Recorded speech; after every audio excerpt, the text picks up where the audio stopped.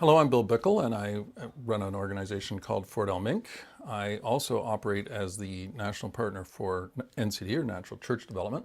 But what I want to talk to you about today is restorative practice. It's another principle-based tool that we use for working on church health.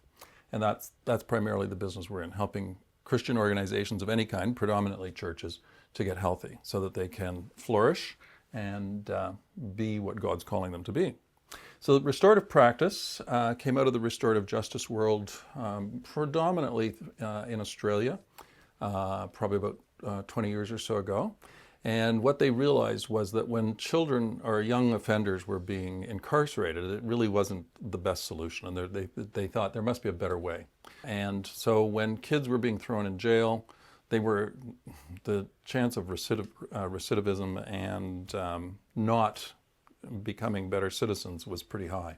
They came to the conclusion that if they pulled them together into a group, it's a little bit like mediation or conflict resolution, but it's really you put the perpetrator and the victim in the same room. Now the perpetrator has to be able to accept that they have to accept responsibility for what happened, and the victim has to be able to say, yes, I can be in the same room.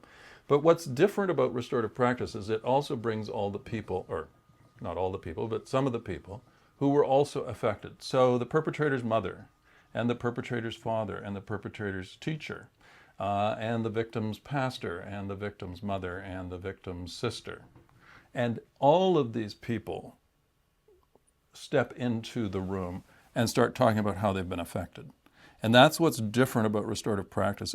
This person starts to hear from multiple viewpoints what they've done. This person also hears from multiple viewpoints what happened, and so on. Restorative practice is used because we know that relationships matter. We know that God is relational. We see that in the Trinity. We know that we've been created to be in relationship with God and with one another.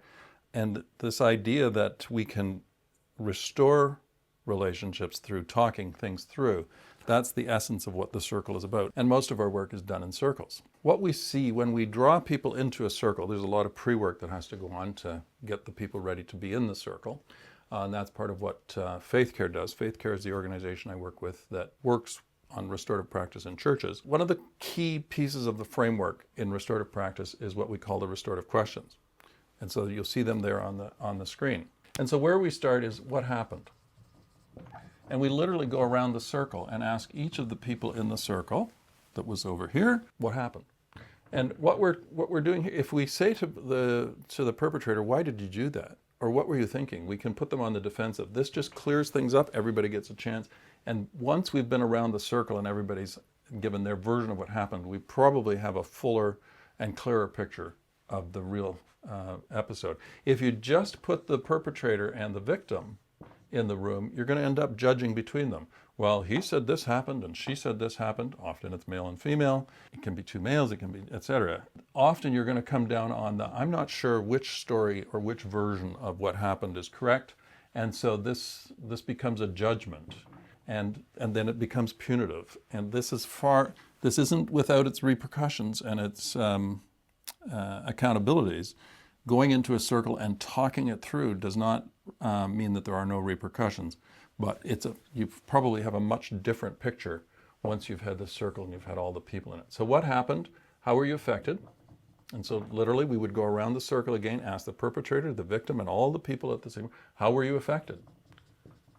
And what we find is sometimes the perpetrator and the victim are really surprised at how other people in the circle have been affected. And we see this used in churches, we see it used in courtrooms, it can be used in lots of different places.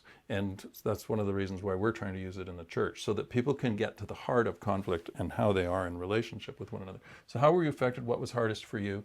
And the questions might vary a little bit depending on the situation, but these are the basic questions. They've been designed over the last 30 years with a bit of a flow from what happened to and what do you need to move forward. So how were you affected and what do you need to move forward? And as I say, there might be 5 or 6 questions, but they're going to be variants on this. What do you need to move forward and what are you willing to do to move the situation? What do you need to move forward? So these questions, as I say, are designed to work from sort of past to future.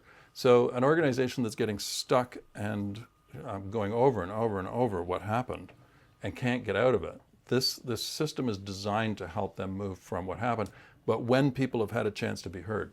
The second element of the restorative practice framework is what we call fair process and decision making.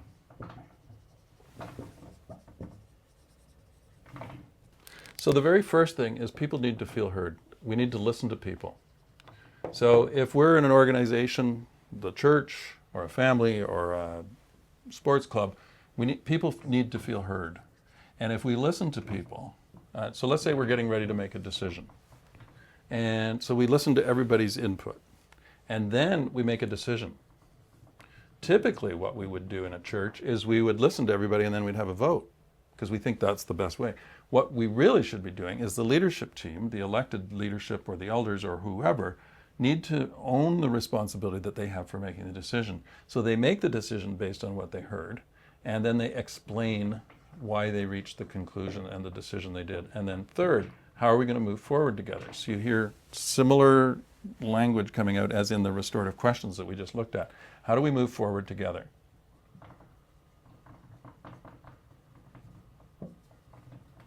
So, we might listen to 30 people in the church, and let's say we're talking about whether we're going to pave the parking lot. And let's say 70% say we should pave it, and 30% say we shouldn't pave it. This is just a hypothetical example. So 30% say no. And let's say the leadership team then decides we're not going to pave it. If you'd have put that to a vote, the parking lot would have got paved. But the leadership team is going to say, we're not paving it, and here's why. So, and then we talk about what moving forward. And what the research proves is that when people feel they've been heard and the decision has been explained to them and they know how they're supposed to move forward together, even if they ended up not getting what they were hoping for, they are much more likely to move forward with the organization well, or the group, or the team. And so this idea of embedding fair process into decision making, what we find is often in churches and organizations of all kinds, conflict typically has arisen because fair process often arises because fair process has not been followed. The third part of the restorative practice framework is something that we call the leadership quadrants or relationship quadrants. It's also sometimes referred to as the social discipline window. And it's pretty simple. Kids in a classroom can understand it. What we have is expectations or challenge. So we have high expectations or we have low expectations of people. And support for meeting those. So this 2x2 matrix that you just saw on the screen is designed with the idea that if you have high expectations of people, but you don't give them much support, we call that the two box. That's a two leader, that's a two grandpa, or a two boss, or a two pastor. Someone who's really demanding, often sort of judgmental and mean, because they're controlling, and so on. The person who has really low expectations but lots of support, we call that the four leader, or the four grandma, or the four pastor, or the four boss. This is the person who's, oh, well, it's okay, you don't need to do too much. Or here, I'll go and do that work for you. Lots of support, but not much expectations. So you can think maybe of a Sunday school teacher, or a pastor, or whatever, that is a four boss, or a four leader. The leader who has neither high expectations nor much support, we call the not leader. They kind of not showed up. Sometimes this is because they don't know what to do. Sometimes it's because they've retired but haven't left the ship yet. And sometimes it's just, there's just conflict, or the person just doesn't have any sense of where they are and who they are. Maybe they're in the wrong job. They have low expectations, people, and not much support. The sweet spot here is what we call the with box. This is the person who has high expectations of you and will support you like crazy. And so you think of maybe your grandma or your grandpa or your parents or your boss or a coach or a Sunday school teacher or whatever, who had pretty high expectations. I think of my often when we talk about this with groups, people will talk about their grandmother or a teacher. Really high expectations of me, but tons of support. And so this with leader, that's where we're trying to move people to. Most of us will move back and forth between some of the boxes, but if we find ourselves in the 2 box too much, we need to be working towards more support. If we find ourselves in the 4 box a lot, we need to be having higher expectations of people.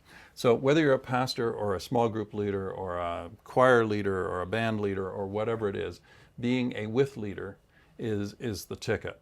Sometimes when people become leaders and they're elected or appointed into a position, they think, oh, I'm the boss, I have the decision-making authority. And I would argue, regardless of your position or the type of role you have or the title you have, you still need to be a with leader. You need to come alongside people. And ultimately, we would argue that God came to be with us in the person of Christ. He's a with leader, the perfect example of a with leader. High expectations, but lots of support to meet them. If restorative practice sounds like something that would be helpful for your congregation and setting, then please be in contact and we can see what we can do to help.